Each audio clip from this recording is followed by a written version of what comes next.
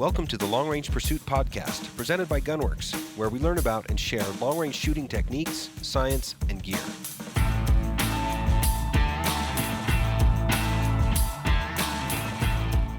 Welcome to this week's episode of Long Range Pursuit Podcast. This week we're going to have some fun. This is impromptu. We've got my best friend, Carl Van Zyl from JohnX Safaris. And I felt like a discussion about the trajectory of our businesses and kind of growing up in business together would be a pretty fun topic. And while we're doing it, we can talk about all the cool stuff we've done in there, or some of it anyways. Yeah, no, thank you very much, Aaron, for having me. For a guy like me coming from South Africa, I've obviously been on this journey with you guys for quite a while, and I visited the birding facility like 10 years ago, and COVID happened. I was headed here. A winter storm stopped me from getting here, and today coming here has been a mind-blowing experience. It's literally, I don't quite know how to put it in words, we shoot the guns, we have the guns, we've bought the Kool-Aid, we've drunk the Kool-Aid, we're part of the Kool-Aid.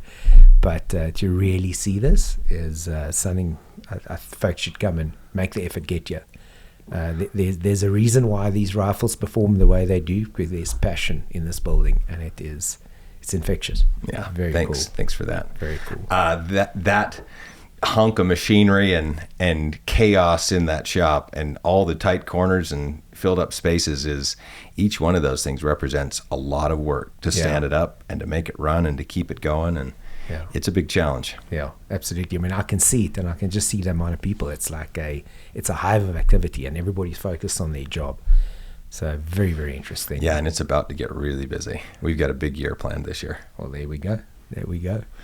So I was trying to remember what year I came the first year. Was it 2016, 2015? 16 was with us. Yeah, no, it was before then. I want to say it was 2013. Yeah, 2013. And I think I've only missed a couple years there. Yeah, and then COVID obviously forced us out by a couple of years. And then 1 year you decided to let them come. So they joined the family. They joined the great times down there. And then other than that, we've been everywhere. And we've got another cool trip planned for New Zealand. So hopefully our wives are watching this. They'll get the news now. Janet and Trish, we're going to be going to New Zealand.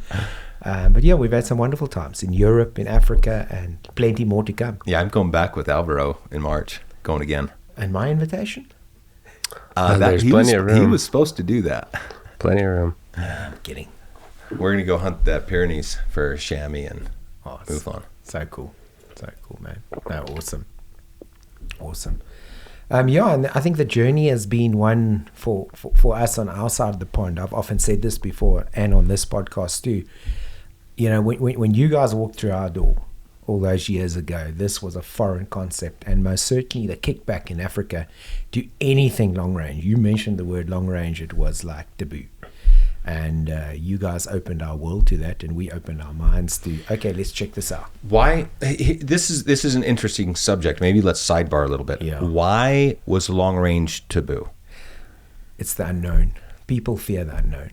There was this absolute opinion about morals and ethics and stuff like that. And ultimately, at the end of the day, what you and I and Derek might feel is morally and ethically acceptable for us, it's not going to be somebody else. I always use the analogy, if you're the original guy with a longbow, you're not going to agree with a compound bow hunter. If you're the guy as a black bite guy, you're not going to agree with the guy with the old model 700, And at the end of the day, when scopes came along, things have improved, and things will continue to evolve and improve. I think ultimately it's what you want to do, and the way you want to go about your hunting. This is a big, I think it's a big dilemma and debate. And obviously we went through the whole cycle, when we started with the haters. But it's still there. That mentality still exists. And what I've seen in the U.S. culture is that as we've become more tribal and we start separating by politics, and we get into these tribes, I've seen even in my tribe, like the right-wing conservative tribe that hunts, I've even seen that tribe to start to kind of splinter and get into its own tribes. And the way that our culture and society works today is everybody feels somehow that their idea or their feelings or their thoughts actually have supremacy over others. Yeah. And it's a very disturbing thing. It isn't, I have this thought and feeling and idea and value and ethical plan for myself. Yeah. I want to share that with others and convince others to get on my side of the issue. And engage respectfully. It's not that way now. It is, I have this thought or feeling, therefore I am morally supreme, and everyone else should kowtow and bow to my supremacy and adopt my position. Yeah. And that's not actually the way that it works. And it's a very scary thing to see that show up on our side. Yeah. Now, we're used to it from the other side of the political spectrum, because they're driven by feelings. They're driven by emotions. They don't care about logic. They don't care about individual rights and freedoms. And they want to impose their will on everybody. And as I start to see this on our side, I'm very scared.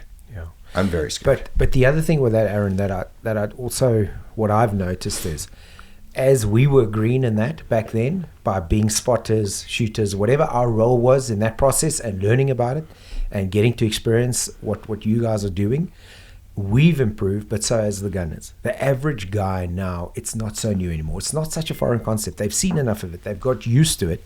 But also, I see this year in and year out. I've been guiding in Africa for over 20 years. I've fortunate to hunt many countries around the world. And what I have noticed, the general hunter has become better. He's more proficient. His equipment is better, and he puts in more hours. Back in the day, guys would arrive with an old deer gun. They took it out the safe the day before they left. They packed it. They arrived in Africa. Scope mounts are loose. We're trying to sight in guns on the range. They're so dirty, they haven't seen an oil rag for 5 years. And the guy's like, yeah, perfect deer gun. My daddy had it. We keep shooting with it. And you're like, you've come on this trip. You're halfway around the world. You've invested time, money, and here we are. And it's like no preparation for this. And we lived through that. Today, guys arrive. They are so prepared. 25, 30 years ago, let's call it 30 years ago, I don't think there was anything exciting happening in firearms. Well, it was the same thing. And that's where those habits developed. But look at the last 10 or 15 years. It's so exciting. People are more into product now than they ever have been. And a big factor for us, especially what we see guiding, is the fact that the gun has the capabilities to do whatever that might be. Is it 1,000? Is it 1,200? Is it 1,500? That's besides the point. That's engineering. You as a hunter, you as a gunner, you as the shooter, you need to understand what is your comfortable level of proficiency to make a shot, to be responsible with that decision. So what does that mean? That means the guy that used to have a 150 to 250 shot, and it was a 50-50. I lived through it in the beginning days of guiding. You're standing on sticks making a shot, and 150 to 200 is a 50-50. Today, let me tell you right now, the 250 to 350 is not a 50-50 of what we're seeing, where the time the guys are putting in and the capabilities of the weapons and the optics. Optics play a major role in this. The more you can see, the better you can do. And you can trust. Well, plus, I mean, when's the last time you stalked in and set somebody up on sticks for a standing shot? Now with the new tripods and things, you don't have to. You can stand on sticks, for the older guys who can't lie down prone or sit down. We're standing on sticks, but once again, technology's improved. We're not hitting an animal high. We're not hitting him far back. Yeah. We are precisely making a better shot. I've always found if you can take all the time that you want at 400 or 500 yards, and you can shoot from a prone position where the gun is perfectly steady, nobody's breaking a shot trying to capture the wobble. It's like everybody executes better. The pressure on the hunter's less. Yeah.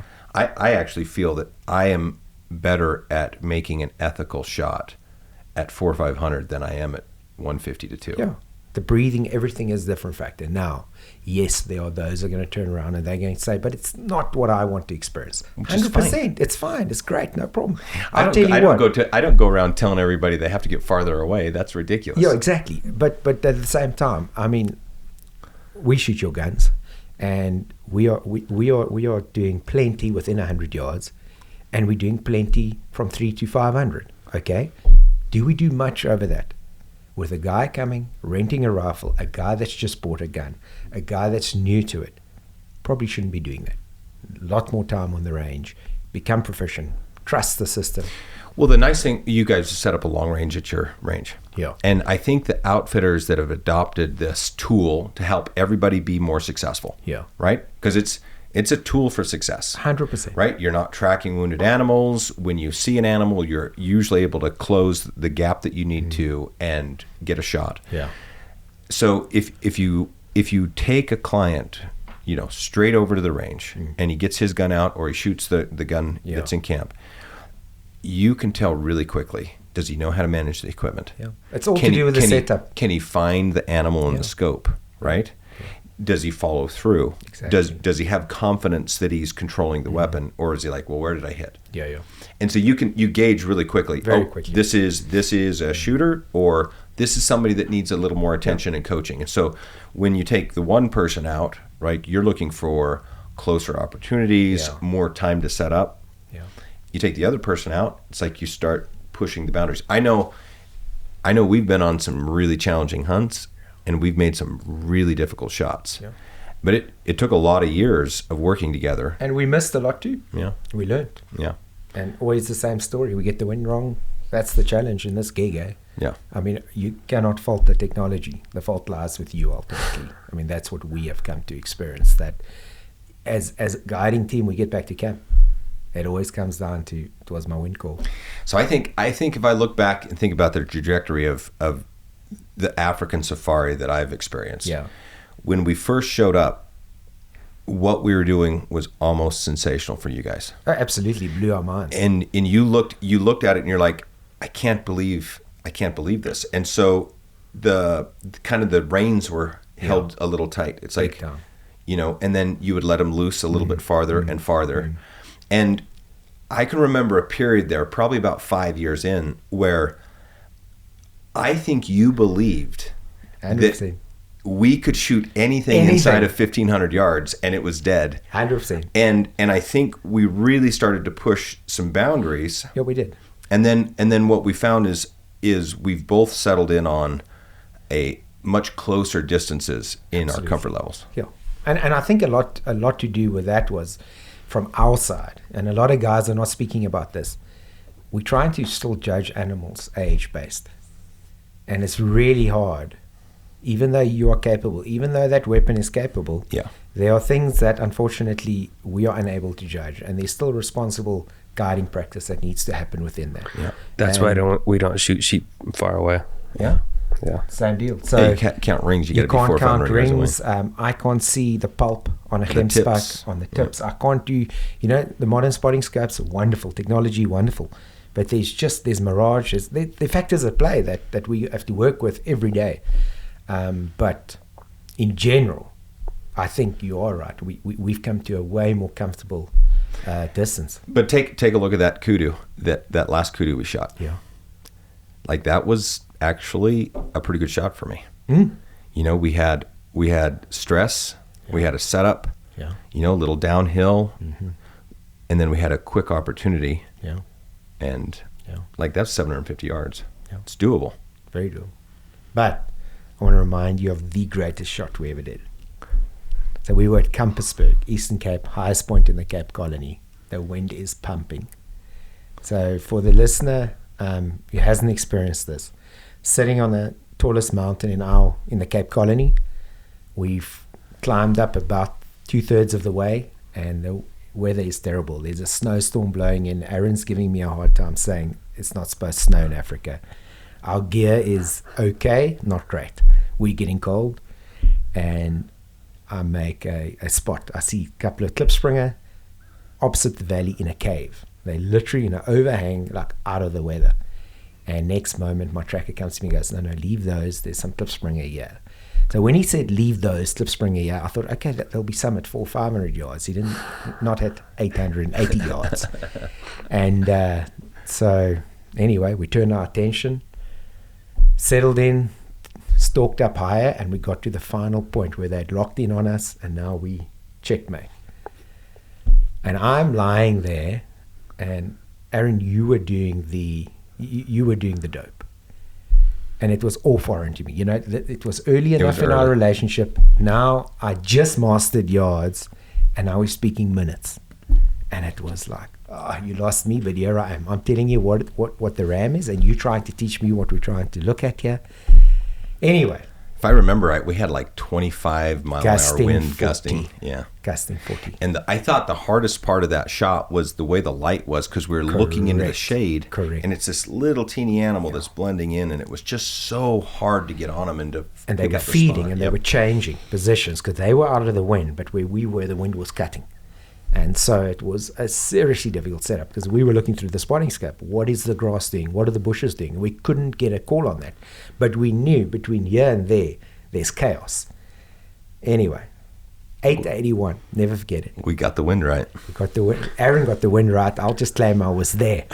But 881, prone, and I said to Aaron, you have to hit it in the ribs, otherwise we're going to blow the opposite shoulder. And these are finicky little animals. They're part of the tiny 10. They got quills for hair, and you're going to blow this thing up. It's going to be a disaster. And you're like, I said, pull it back of the ribs, man.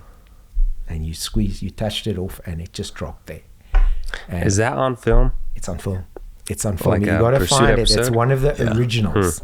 You got to find this thing. I'm gonna have to go unbury it. The audio is terrible, dude.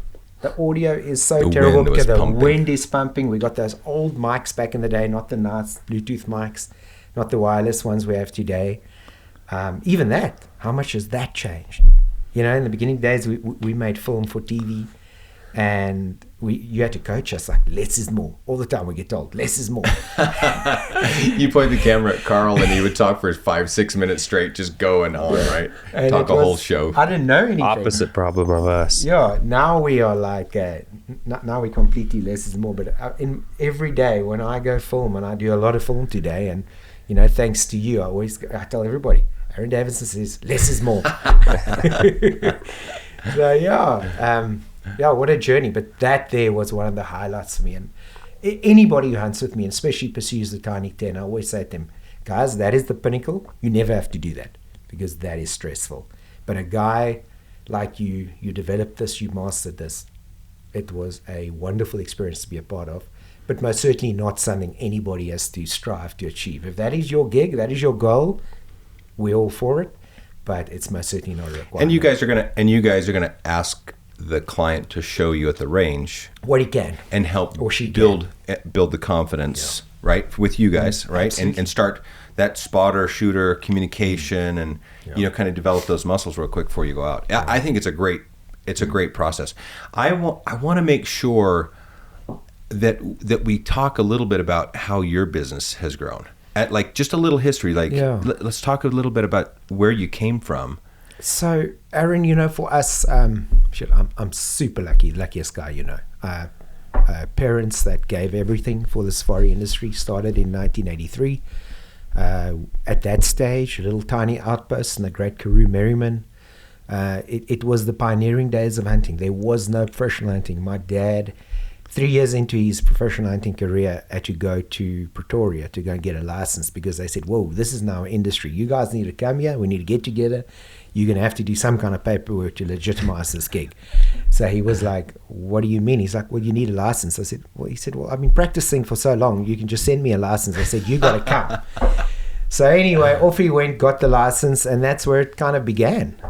We were at Merriman in the Great Karoo for 20 years. We then headed, our problem was location, too far away from airports. The hunting industry started growing, and we moved down towards the Eastern Cape, and from there grew into Lalibela Game Reserve, which was hunting and photographic.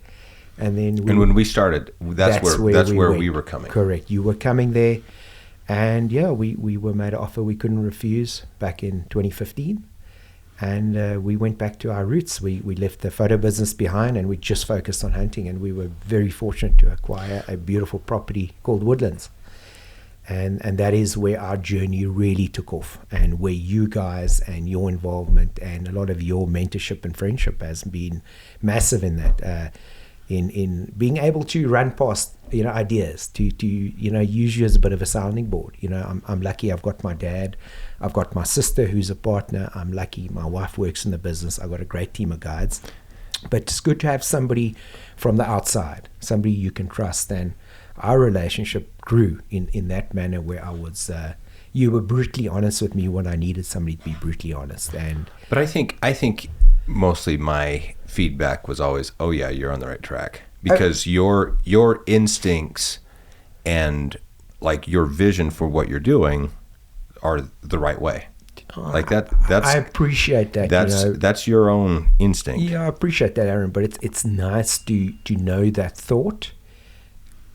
Somebody else is going, okay, this can work. And when it's somebody you respect in not only a business but in a friendship, it's really that's nice. The fact that I get this crazy idea, I pick up the phone, I call you on WhatsApp, and I'm like, oh shit, I forgot you're sleeping, and you're willing to take that call because I've just came up with this new great idea, and you're going, don't worry about it, right?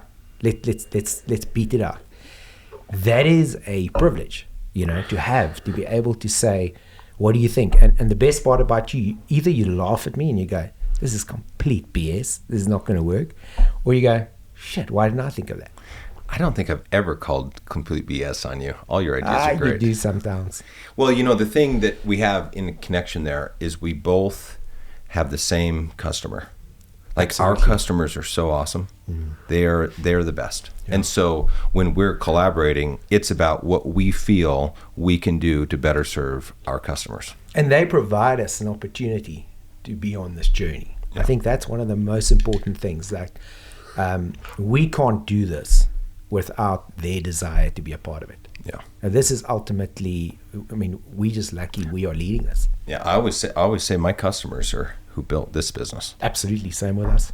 Yeah. From a little dusty outpost in Merriman and the Great Karoo to where we sit, very fortunate today with Woodlands, with Bankfontein, with our other concessions in the East Cape, being able to hunt all over Southern Africa. It's a journey like for you.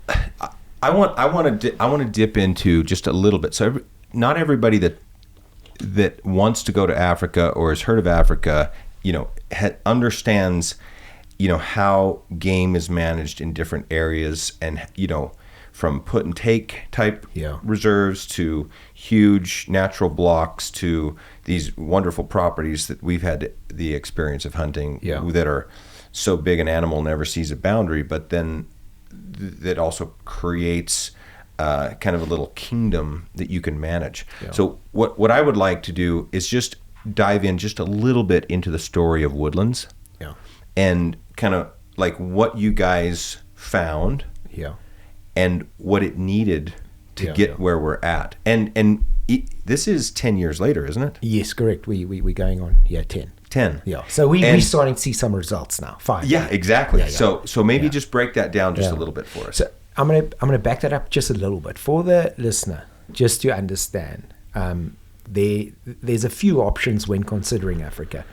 There is a concession hunt, which is sitting in mostly north of the border, government owned, and an outfitter leases an agreement with the government. You book a hunt, and it's a Big 5 area where, in that scenario, you've got a completely unfenced, and then you've got some big government concessions that are fenced. So there is this fallacy that I want to just also explain to folks. There are fences in what people consider concession hunts in a Mozambique or a Zimbabwe, etc. There are those blocks. Why are there fences there? They are not there to assist you or keep the game in. They're there to keep the cattle out. So Africa's biggest problem? Encroachment. More people, more livestock. Wealth in Africa for a tribal man is measured in cattle. So what you do to protect your habitat for hunting, you have to do. So that is the one scenario. You've got concession hunting. Then private land is scenarios like ours. Now in South Africa, you've got what is classed as a free range, which is domestic farmland. These are farmers who are farming cattle, sheep, goats. They've got natural occurring game. They've introduced some game that lives within that region. They can then form a conservancy with a whole maybe 10, 15 guys. Now suddenly put a block together of 25, 30,000 acres, and you can hunt what is considered a free range conservancy. Then you've got blocks that are high fenced, and those are controlled by private enterprise landowners, the same as the free range, but now you will find in those blocks 99% of the time there's absolutely no domestic stock. So it's a game only focus. So I'm often asked this, and I get these calls, I get these mails, especially in our product. So we want to own free range. Great, no problem. Let's understand precisely what you want to do. Let's just break this down, because you have a vision of high fence. It may be Texas.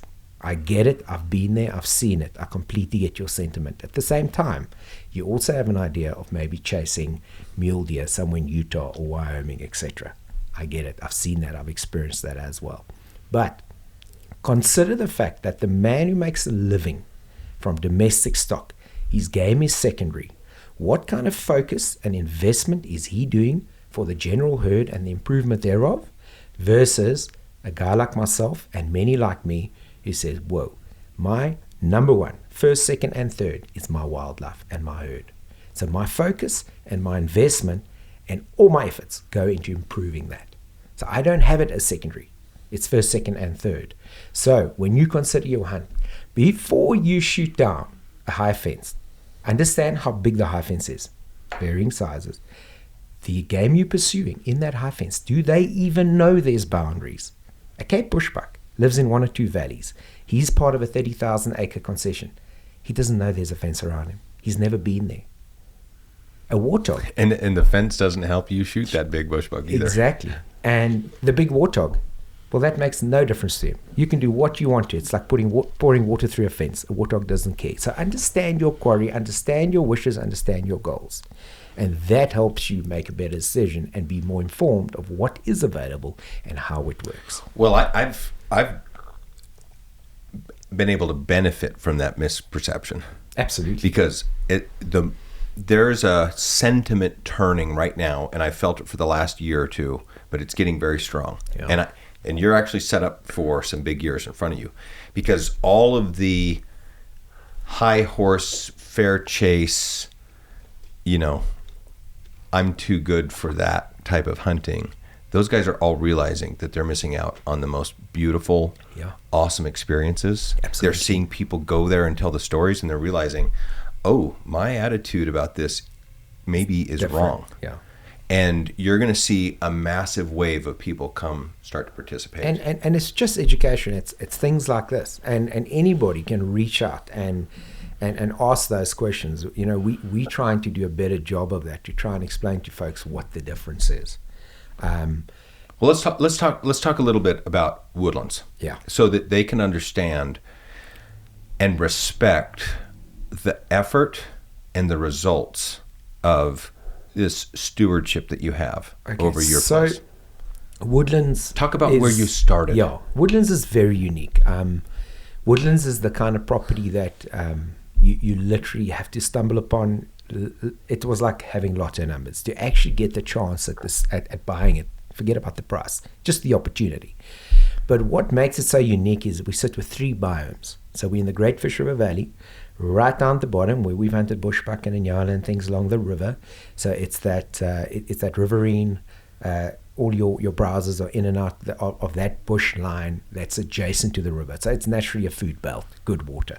The Great Fish River flows down the bottom. You then start climbing what you would call the middle section, which is our valley bushveld in the East Cape. And it's thick. And in there, your buffalo love it in there. Your kudu, your inyala, your waterbuck, bush pig, warthog, etc. They love that zone. And then it climbs up onto the plains. And then it's your typical Africa that Hollywood painted a picture of, the savannah. And it's up there. But that is very little of what Africa really is. People come and they see mountains and stuff, and then they realize, whoa, Africa's not what I thought it was. But so that property is 30,000 acres, and it's got those 3 biomes. And basically what we arrived to was a number that was quite correct, but an imbalance on ratios. So what do I mean by that? We arrived to 4,500 head a game. The carrying capacity was fine on the numbers, but not the species makeup. So when you look at the species, you say, okay, are you a browser, are you a grazer, are you a mixed feeder? It doesn't help. I sit with 80% grazers, but only 30% of my property is made up of grazing option for my game. So you got to get that balance right. So we had to correct that, and you kindly assisted with a bunch of that. I mean, the one year we shot, I can't even remember how many blesbuck. But my point is, over the years, we've then taken off numbers and corrected. Now, numbers, what are we speaking about? In the last 10 years, 3,000 head of impala taken off. Okay? That is between shooting and capturing, relocating to other reserves, exchanging, doing things like that. Kudu. 3 years ago, you guys kindly bought into this crazy idea I had, and you said, yeah, we're in. We're going to do this with you. We removed 758 head of kudu. I'm sure there's still people laughing at me going, this guy's crazy. He's lost it. Most certainly in our region, in our area, they'll be laughing listening to this. Yeah. I tell you what, I'm going to my third crop of offspring. I'll be laughing soon. What's a big kudu take? 6 years? No, we're going to look at 7-8 years. Yeah, 7-8 years, and I don't want to hunt him till he's so that 9, all 10. that effort, and then the genetic. Yeah. So we tried the patient approach, and just harvesting, just taking out inferior genetics, harvesting, managing bulls, and we were very lucky. Once again, our hunters came to the party. We explained to them what we want to do. We said, here's some discounted game, please help us. And they were like, all over this, we love this, we're going to hunt this, part of the experience. John. Yeah, the guys jumped on it. So the journey of those kudu, we tried it for 6-7 years, and I did not see enough results. And how did I judge that? I took the body weights of cows and bulls we were taking off at different times of the year. We took what was our ratio of management bulls to trophy bulls, and a trophy quality bull means at maturity, is it something that I'm willing to hang on my wall? Can you hang on your wall? That is a bull of anything from 44 to 48, 49, and the magical 50 every now and then for an escape kudu. And when we looked at those ratios, and I plugged it in on my Excel sheet that my wife does an incredible job keeping the data for me, I then sit and I study this come September, October every year. And I look at my graph, and my graph was flat and dipping slightly. And I was like, for the amount of effort we've put in, for the amount of management bulls we shot, the one year we shot nearly 80 management bulls. I mean, we went to town on this. It wasn't a sustainable number. It was just the cost to you was to remove some genetic, to bring some genetic in, to not harvest trophies for Correct. a period. Have you figured out what that dollar amount is? Yeah, so we were able, the 758 kudu that came off, you guys were responsible for assisting with, I think it was 400 and something, D? I don't think it was that much. Wasn't it? Well, then that was with me with a helicopter. Yeah. You guys got your You got 300 the and something, and then helicopter after, I wrapped up with a helicopter when you guys had left. Yeah. And then we kind of exhausted those efforts. Well, the cool truck said no more. So that was a cash. That was a cash. Positive. And so that's an interesting one. I just worked on, okay, if I have this pot of cash, what can I do to replace it? And I was lucky. I found a guy, a game capturer, Grant Tracy, an old friend in the industry, and Grant came back and said, I've got this region. Yeah, some free-ranging kudu, great genetics. We can move. So then Grant we brought in 128. It was a major success. Of the 128, 2 died upon delivery that we were aware of. One had broken a leg on the trip, and the other came running out, and you won't believe it, hit a tree, stoned it in front of me. And it was the first door I opened. So there I am. I'm as excited as anything you can imagine. I've got cameras rolling, and this kudu car runs out and hits itself, stoned it in front of me. And my dad looks at me and goes, I hope that's not the way this is going to go. So needless to say, it wasn't a great start, but from there everything went well. So we released the. So now we had 126. So you brought cows and some males. Family groups. Yep. Family groups, no mature bulls. Okay. From there, we rolled the dice on a few mature bulls. And we've done this over the years. We have done this. We found that they do not adapt well. They just don't make it. It's a 50-50. 50% die, 50% make it. But we found if we introduce young, good genetics, they make it. But how long does it take for them to start breeding? 4 or 5 years? I brought in bulls in the 4 or 5 year old. Okay. So they were breeding. Okay. So then I got bulls from another region. So bulls came with those guys, what we consider family groups. They came in, and then basically I then went shopping, and whenever somebody had an opportunity and I saw a gap, I said, boom, I'll take Give me whatever you got. Give me 10, 12 bulls, etc. I've consequently since then also brought in another 30 cows just because there was a golden opportunity that blew my mind that I thought I'd never have access to. So I brought them in. They've watered down, into that gene pool. And so, but in that process, this is the business side of it. I couldn't just go and say to you guys, we can shoot everything.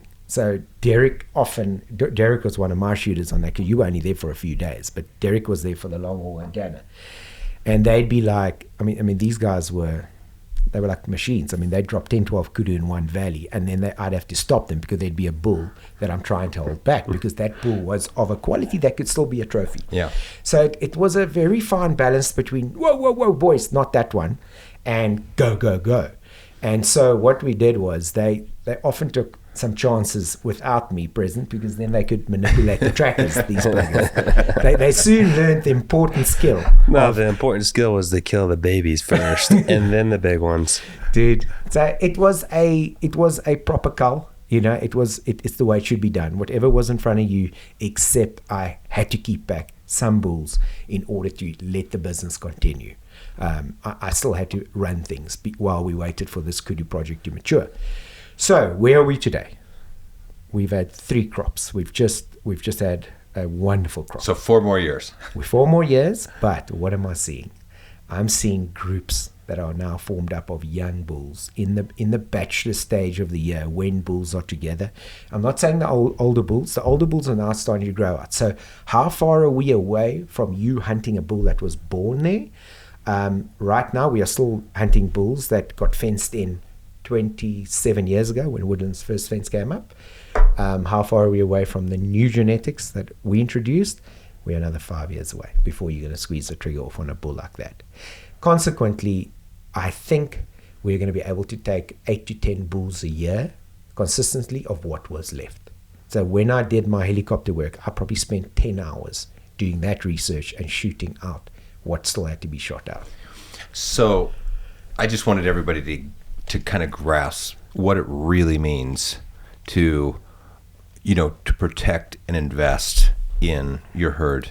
And if you look at the grass on top, like where we showed up and where it is now. We have aerial pictures of what it looked like in 2016. And I removed off the plains 600 blesbuck, 450 black wildebeest.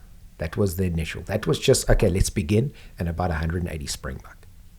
That was just a little 1,000 just to begin. And they said, right, let's whoa there, and we see what happens. The rain comes, let's see. And every year, if you take a square foot, or we say a square meter, and you look at the ground cover in that, and that has to keep improving. That has to be better. The seed base is there. It doesn't, this whole thing that we have to, we must make sure that seed, grass goes to seed, all that. There's so much seed in the soil. We just have to give an opportunity to blossom. And how do we do that? Making sure that not only mouths, but the 4 hooves do not kill every opportunity. And that's where a lot of guys get it wrong. Where our ideology is, first the soil, healthy soil, will give healthy food, will give healthy animals. Guys go invest big time in genetics. It's the wrong way around. Yeah. You can give me the best genetics. If it doesn't have good environment and food, it will not work. The project that you guys did to do all those dams, that was pretty good. Got people to come sponsor. Yeah. And then basically did tons of work to put more water there and to capture water. Yeah. That was great. And what we did was with that water project was we actually went and dammed up the erosion spots. So it did so much work from the previous domestic farming days of 27 years ago. So that's been pretty cool to see that as well.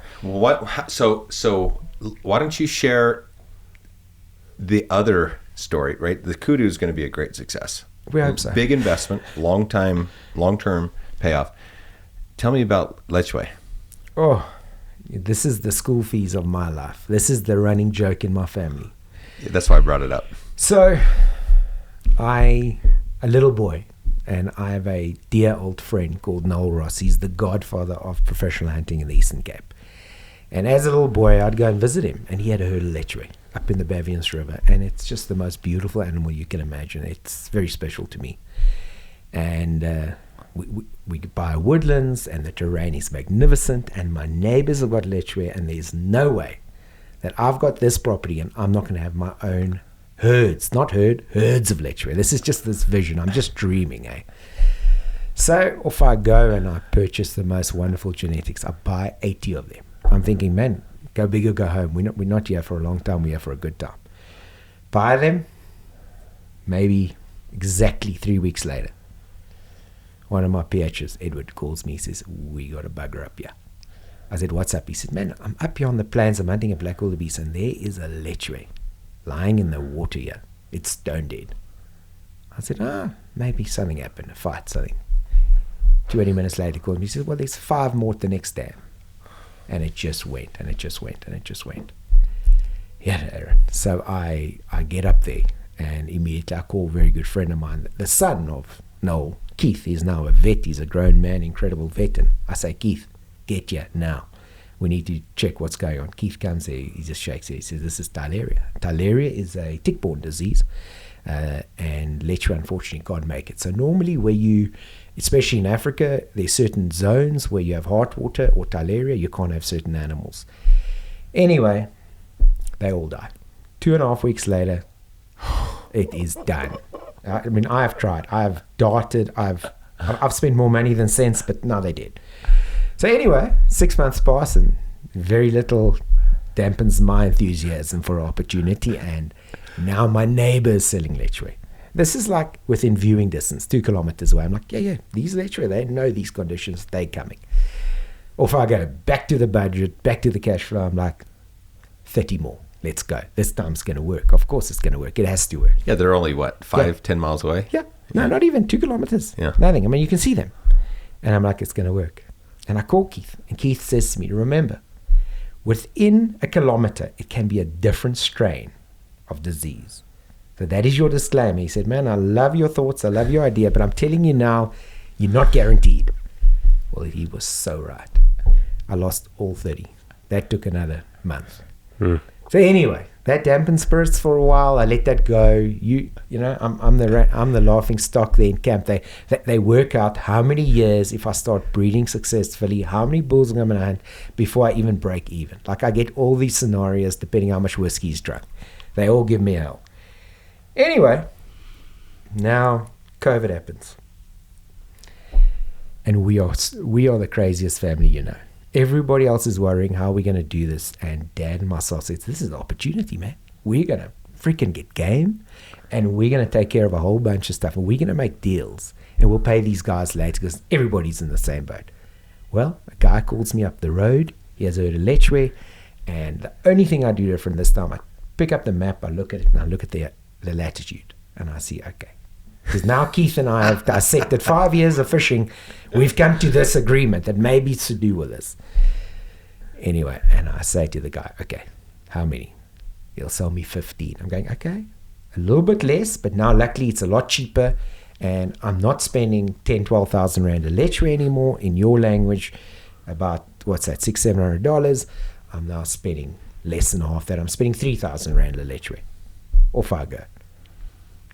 Well, they're a success. We've just broken 60 animals in that herd, and they are going beautifully. And hopefully that will be my vision and my dream, that one day those Lechwe who are immune can be walking up on those plains. For the time being, they're down on the river in that zone where they're living and making it.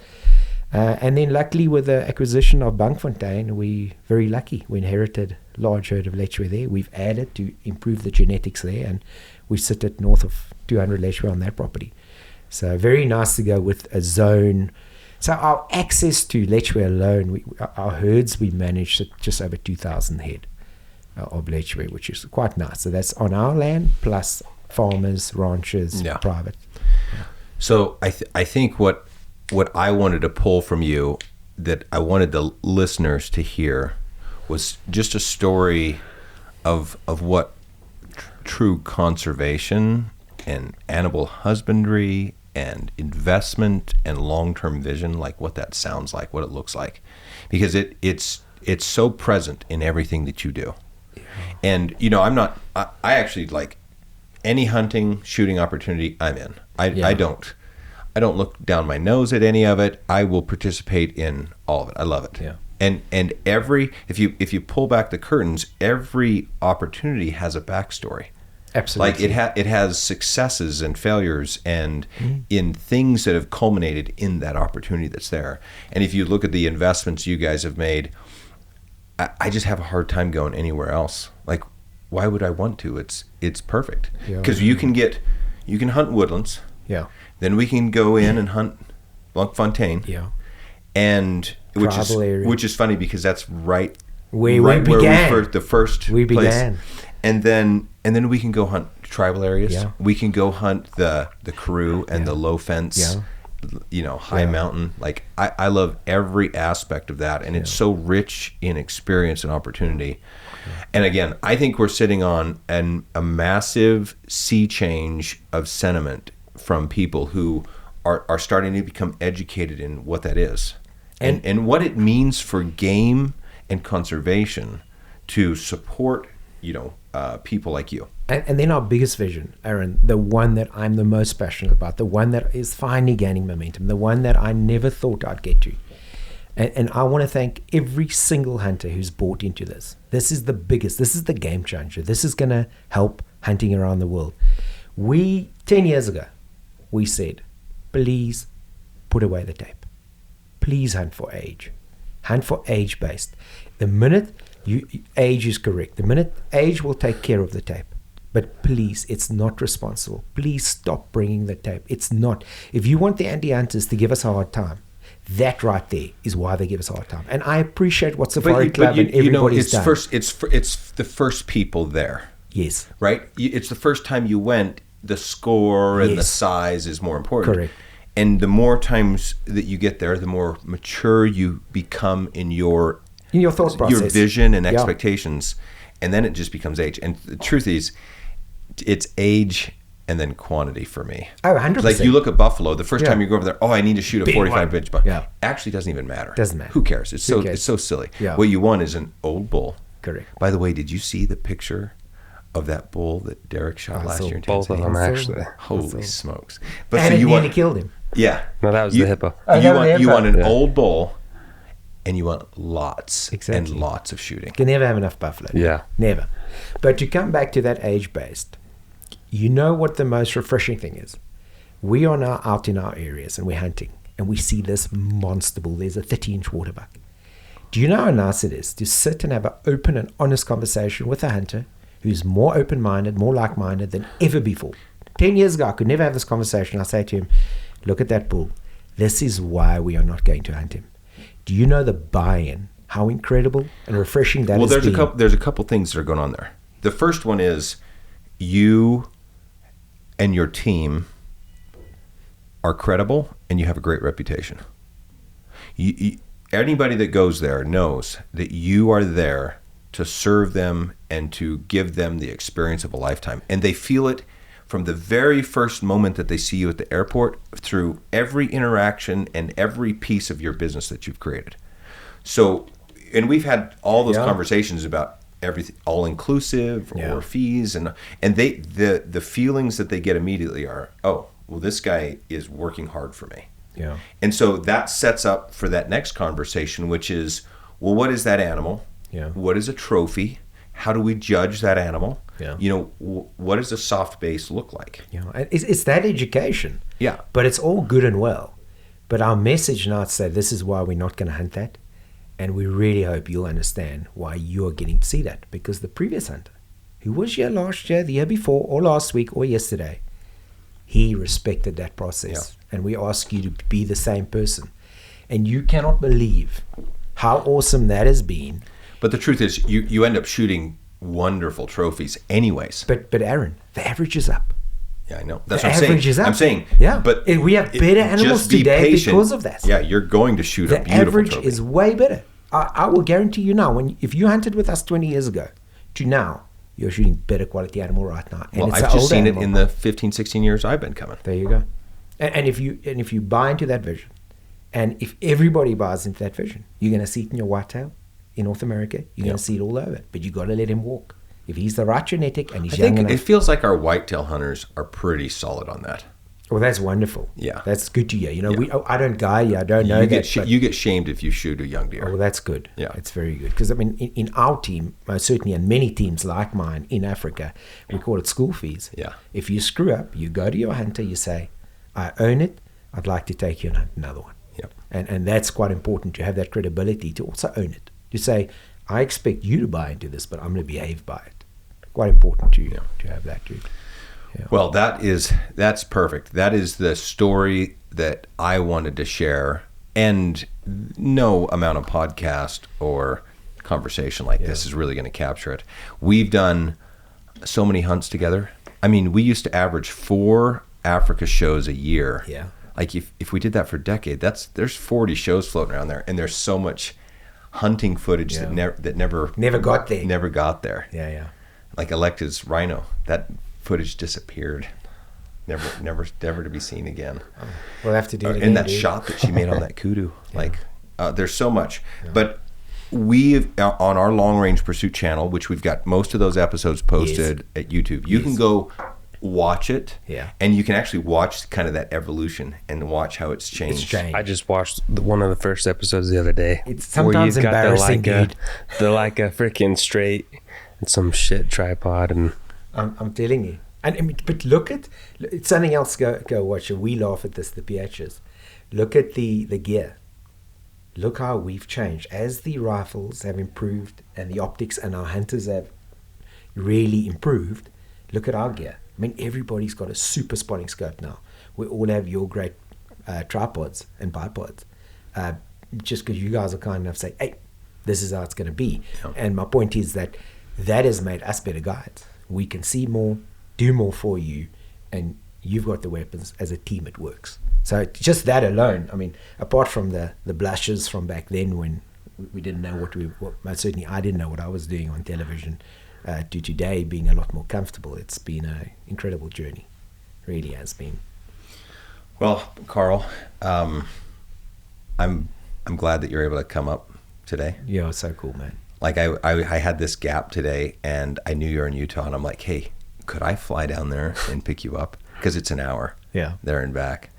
And so I'm glad you took me up on the invitation. Privileged, bro. Privileged. And to see what you guys are doing and to see Derek part of it is for me so special. It's been a journey with him over the last 3 years, and it's something so exciting. And for the hunters who book with us and call us to assist with the guns and stuff, to have Derek as our go-to guy has been incredible. I mean, he has placed such a focus on what we are doing, but really communicating that. We feel our hunters are way better informed than they ever were with his presence. So, yeah, guys, if you need to join us, speak to Derek, and we'd love to go. Yeah, so they can reach out directly to you?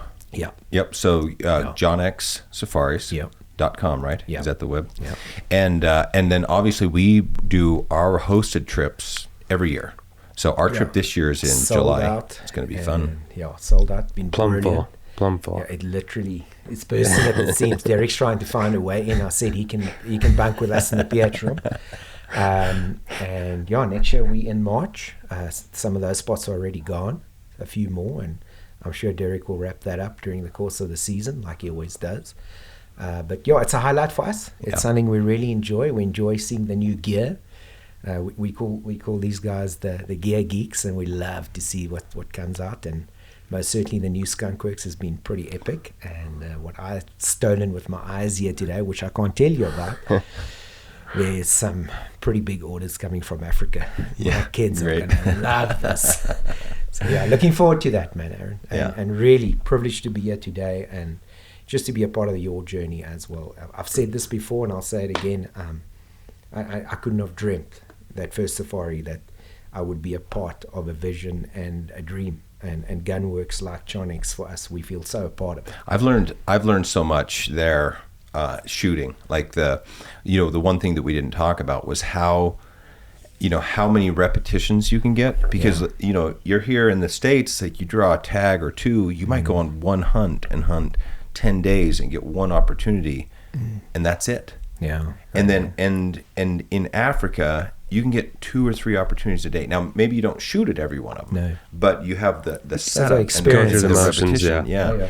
And the chance to shoot maybe a half dozen to 10 animals, and to be able to react, to set up, shoot, and it's just like a landing. It's like I'm going to do better on the next one. Yeah, you know, it's like, okay, so the next one, what did I do wrong? What can I do better? Yeah. And you do better, and you improve, and you can get 3 or 4 years worth of experience in a week. Absolutely. Right? And just get those repetitions in and grow so much as a shooter, and understand, what you're capable of.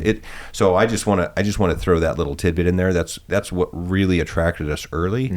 And now, we go there just to see you guys and to be a part of what you're doing. Yeah. And if we shoot animals. Yeah, then what we are you shoot hunting this year? What's on your list? No, you don't even know. I love this because this is so great. Me, it's because it's a porcupine for me. The office really wants to know, and I said he won't even respond. Yeah. He'll send me a WhatsApp when he's at the airport. That's literally how it is. But so for so many years, I just go along with you and we hunt 100%. something. We got a good game plan. Leave it to me. I'm gonna figure it out. I got to see leading up what we see. We'll figure it out. Janet's with us. Game changer this year.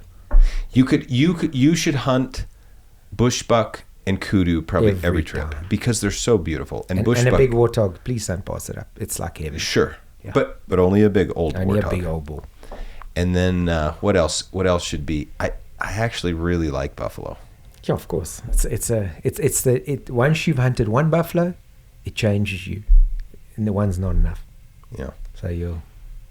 And then it's volleys. Volleys, and then there'll be a big trip coming up. Aaron and I are planning a bit of a jumbo trip. There's some elephant coming up. Yeah. So we're looking forward to that. Yeah. No, I love Africa. Everything it brings, and I love the people there, and absolutely love you and your family and everything you've created there. It's been so special for me to introduce my family to Africa through you. No, So, thank you very much. Privileged, my man, and looking forward to many more. awesome. Well, thanks for joining us today, and listeners, thanks for listening. And I hope you have a chance to experience Africa the way that I have. And we'll see you on the next episode. If you like what you're hearing here, please take a second and give us a 5-star rating and a positive review on iTunes or on your favorite podcast app. We appreciate your feedback and suggestions for topics you'd like discussed or questions you want answered on the podcast. You can reach out on Facebook or Instagram or send us an email to podcast@gunworks.com. Also, be sure and check out our full offering of long-range gear at gunworks.com. Use promo code LRP for free shipping on any order.